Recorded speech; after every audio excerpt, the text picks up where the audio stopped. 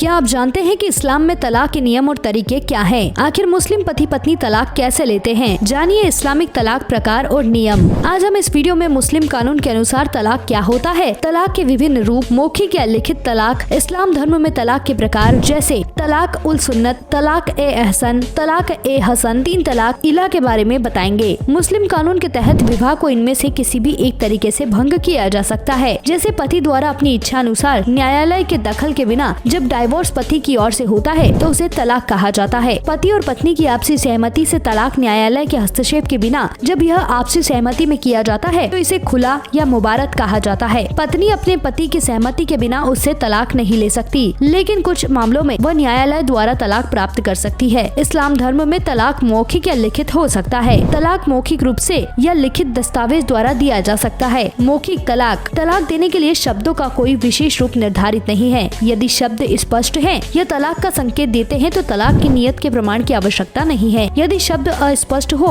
तो तलाक की नियत सिद्ध करनी होगी। यह आवश्यक नहीं है कि तलाक पत्नी की उपस्थिति में ही सुनाया जाए या उसे संबोधित करके ही कहा जाए। लिखित रूप में तलाक, तलाकनामा लिखित रूप में दिया गया तलाक है। यह वह दस्तावेज है जिसके द्वारा तलाक दिया जाता है। इसके माध्यम से पत्नी की अनुपस्थिति में भी उसे तलाक दिया जा सकता है। इसे काजी या पत्नी के पिता या अन्य गवाहों की उपस्थिति में निष्पादित किया जा सकता है। इद्दत काल क्या है? मुस्लिम कानून के अनुसार पति की मौत या पति के द्वारा तलाक देने के बाद पत्नी को कुछ समय के लिए दोबारा निकाह करने की इजाजत नहीं दी जा सकती। इस समय को इद्दत काल कहा जाता है। ऐसा इसलिए किया जाता है ताकि यह पता लगाया जा सके कि पहले पति द्वारा पत्नी गर्भवती तो नहीं है, जिससे बच्चे का पिता सुनिश्चित किया जा सके। इद्दत काल में किया गया निकाह शून्य माना जाता है। कोई भी स्वस्थ दिमाग वाला वयस्क मुसलमान अपनी पत्नी को बिना कोई कारण बताए तलाक दे सकता है। तलाक उल सुन्नत यह पैगम्बर की सुन्नत में निर्धारित नियमों के अनुसार है। इसके 2 प्रकार हैं, एहसान और हसन। तलाक ए अहसन, इसमें एक बार तुहर यानी कि मासिक धर्म के बीच की अवधि के दौरान तलाक की घोषणा करना और उसके बाद इद्दत की अवधि के दौरान संभोग से परहेज करना शामिल है। इस अवधि के दौरान यदि पति पत्नी के साथ यौन संबंध पुनः स्थापित करता है तो तलाक रद्द हो जाता है। जब संभोग नहीं हुआ हो तो तलाक ए एहसन के रूप में तलाक दिया जा सकता है, भले ही पत्नी मासिक धर्म में हो। जहाँ पत्नी मासिक धर्म से गुजर चुकी है वहाँ तुअर के दौरान घोषणा की आवश्यकता लागू नहीं होती। इसके अलावा यह आवश्यकता केवल मौखिक तलाक पर लागू होती है, लिखित तलाक पे नहीं। तलाक ए हसन, इसमें लगातार तुहर यानी मासिक धर्म के बीच की अवधि के दौरान तलाक की 3 घोषणाएं शामिल है। तीनों तुहर में से किसी के दौरान कोई संभोग नहीं होता। पहली घोषणा एक तुहर के दौरान, दूसरी अगले तुहर के दौरान तथा तीसरी उसके बाद वाले तुहर के दौरान की जानी चाहिए। तलाक ए बिद्दत वर्तमान में गैर कानूनी, इसमें एक ही तुहर के दौरान 3 घोषणाएं या तो एक वाक्य में, जैसे मैं तुम्हें अटलनीय रूप से तलाक देता हूँ। दोस्तों, आपको ये जानकारी कैसी लगी हमें